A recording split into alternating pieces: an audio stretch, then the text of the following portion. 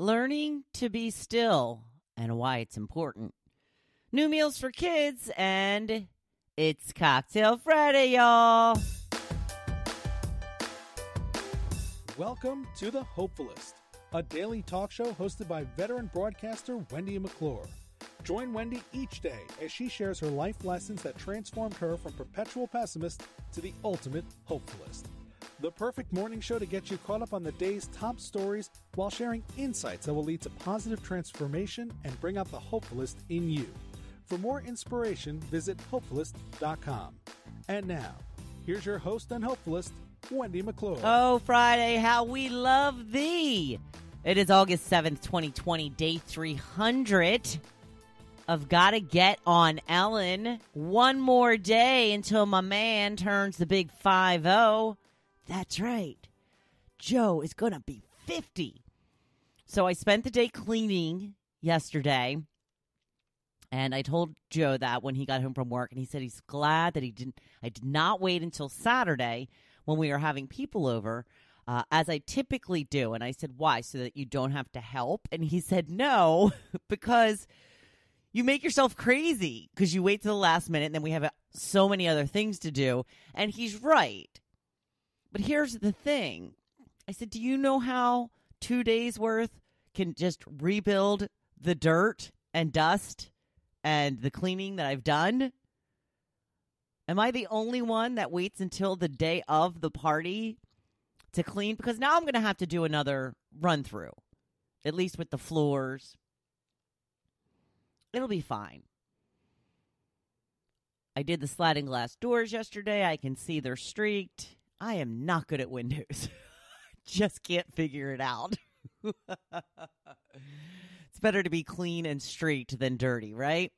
That's the other thing. I really didn't want to do the outside of the sliders yesterday because we're supposed to get some pouring rain today. And, depending on the direction, it could just, mess them all up again. But I'm not doing the sliders again.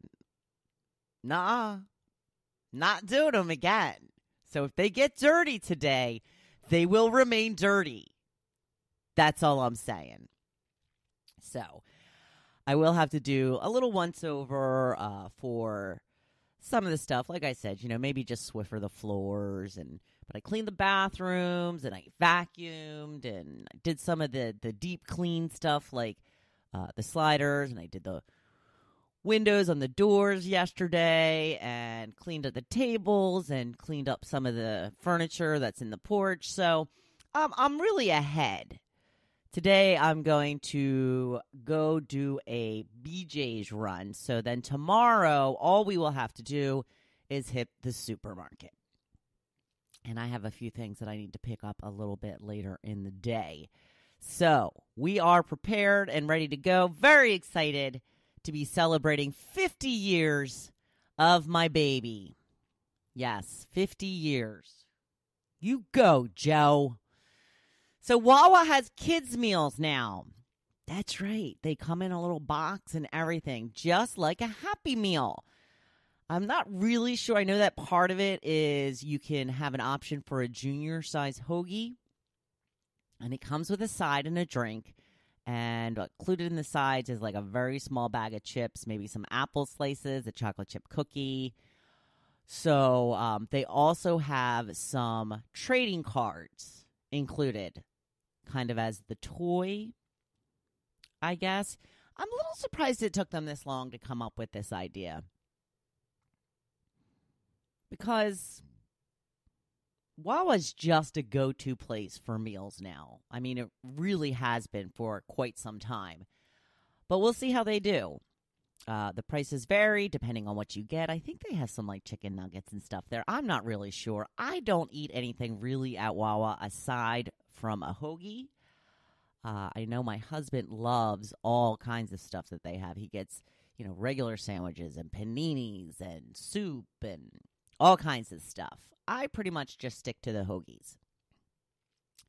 In other interesting news, and I'm assuming this is targeted for kids as well, mac and cheese, Kraft macaroni and cheese is coming out with a new publicity, promotion to eat it for breakfast. They're repackaging it to advertise it as a breakfast. They're saying that parents were often giving it to kids once the pandemic started. It doesn't seem like a very good breakfast to me. Noodles and cheese. I don't know. But that's going to be their new slogan is to eat it for breakfast. What do you think? Mac and cheese for breakfast. I don't know. There are certain things that I don't mind having leftovers for breakfast. Chinese food, lo mein, love it. Cold, right out of the container. One of the things that I really like leftover cold for breakfast, and I don't really get it anymore since I've been married because we typically eat it all, but cheeseburger macaroni. I am jonesing for some cheeseburger macaroni. I was trying to make it for dinner last week, and I'm like, Joe didn't look that interested. I guess he's not a fan. You know, it's just one of those meals. I just love it. I know it's crap, but I love it. And I was like, I was going to make cheeseburger macaroni for dinner, you know. And he kind of gave me a look, and I'm like, or we can make spaghetti. He goes, yeah, let's have spaghetti. I'm like, okay, we'll have spaghetti. Now he's going to feel bad. It's fine. But when I was single, I would make a batch of cheeseburger macaroni and then probably eat about half of it and then put the rest in the fridge. And I would love that for breakfast in the morning. But for some reason, I can't do just plain mac and cheese cold out of the fridge unless I'm starving or something. I don't know. I don't know what the difference is. Obviously, meat, but you know what I mean. Yeah, strange. We were talking about the cold Chinese food last week. We had ordered some Chinese food for dinner last week, and I typically get lo mein. And I had ordered an egg roll, but I didn't eat it when we received the food. So I had that cold. I didn't think that was something I would enjoy cold. You know what? It was pretty darn good. And I say rice. I do not enjoy rice cold. Joe's like, oh, I can eat rice cold. Yeah, I even tried it. I'm like, nope. I got to heat it up just a little bit. It gets too stiff or something when it's cold. It's just not enjoyable for me. So I just pop that bad boy in the microwave for just a little bit. Just loosen it up a little bit. Doesn't have to be steaming hot. Most of the time I like my food steaming hot. In fact, that's where what Joe and I differ when it comes to leftovers is I like to cook the crap out of it. Not to cook the crap out of it, but I just like things hot. He can have things lukewarm, and he's perfectly fine. So he usually, if he doesn't, I'll put mine on for an extra minute or so if we're microwaving some leftovers. The differences in us people, right? Today's topic, I wanted to ask, and one of the reasons I had asked this because I was so shocked at how nice it was out yesterday. I went out into the porch at one point, and I was like, you know what? I think that I could even wear like a sweatshirt or something. I mean, I didn't go that crazy, but it was really cool. There was a nice cool breeze. So I came in, turned off the air, opened up all of the windows. And I typically do prefer to have the house all opened up during the day. At night, I have to have the air conditioning. Now, I don't know if you're familiar with the area that I live in, but our houses are very close together. I can hear everything that's going on. To make matters worse, sound travels on water so much more than on land. In fact, I heard a bunch of people chatting last night, and I couldn't really see where they were. So my neighbor had come out, and I said, who's got all the people over? And she said it was about 4 houses down across the water. And it sounded like they were right next door. So sound travels really loudly over water. So that's the main reason that I like the windows closed is for noise purposes. We also have a lot of fireworks around here. I'm sure you've heard me mention it before. And I just like to know that I'm not going to wake up sweating, I might spend a little extra money on the air for the nighttime, but I do prefer to have the house all opened up during the day if that is a possibility. So I wanted to hear from you If the weather is cool enough, do you prefer open windows or air conditioning? Linda says here at the shore, air conditioning. When I lived up north, though, open windows. Mandy says, I will turn the air off and open the windows only if it's cooler outside than in my house. I hate to be hot. I usually melt. Laurie says, I prefer open windows, but it seems that we go from hot to cold around here. It certainly does. Michelle says, definitely open windows. Kathy says, windows open and sheets on the line. Ugh, there really is nothing better than the smell of sheets fresh off the line. I don't really have a spot to do that here. I do remember there was a house that we rented in Surf City for a year or so, and he had a big clothesline, and I used to do that there. That was nice. Kim says, during allergy season, I prefer the air. Kim says, open windows. Yeah, it's kind of a landslide. Everybody said open windows except for a very select few. Larissa said open windows until my allergies kick in. And somebody else that had mentioned allergies, too, that they have to close the windows once allergy season kicks off because, yeah, I guess that makes sense. We get a lot of humidity around here. It's sometimes an issue with drying our towels properly. They don't dry all the way. And me, I have this big, huge head of hair, and it just soaks the towel, and then it doesn't dry properly. And it starts to smell, it gets that odor. It's disgusting. So that's another thing I did yesterday. I did our towels. I gave the towels a treatment. You did the, have you heard of the old vinegar and baking soda trick? Yeah, you run the towels through the washer on hot with, is it a cup or a half a cup of vinegar? And then you run it through a second time with a half a cup of baking soda. And it's supposed to get all of the odors out. And it does work for some time. Once the towels get to be really old, it doesn't work as well. And then it's just time to get new towels. So I saw another thing I told Joe. I said, hopefully your towel won't stink tomorrow like it has been. He goes, the towels stink? Well, I'm glad it hasn't been bothering you. It's been driving me crazy. Today's blog post is about learning to be still and the reason why it's so important. We're talking about living with intention, and we should be setting time aside to be still, to get in touch with our intuition. That gut feeling we sometimes get.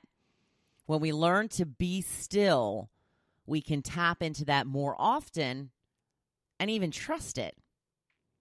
Because a lot of times when we do get a gut feeling, we often discount it and don't follow it because we don't trust ourselves enough to follow the feeling. But the more you tap into the silence and get in touch with your true feelings, the more you can be confident in your choices. I tried meditation a few years ago. It didn't seem to do much for me. I actually kept at it for about 6 months. So I gave it a good go. But maybe things were going on that I didn't even realize.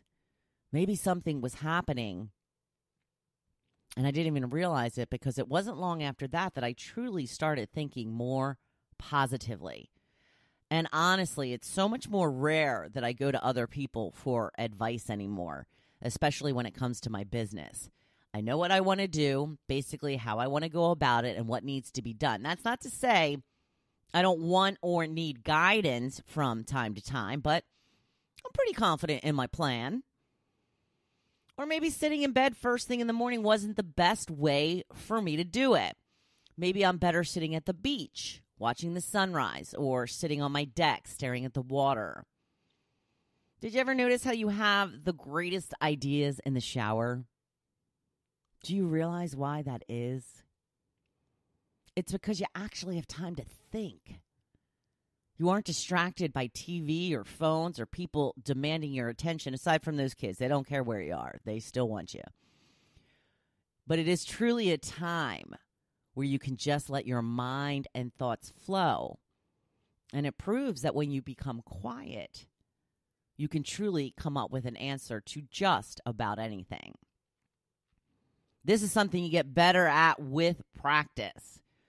We shy away from it so much because we hate stillness now. We are so used to so much stimulation that when we have a moment with nothing to do, we hate it. We feel bored.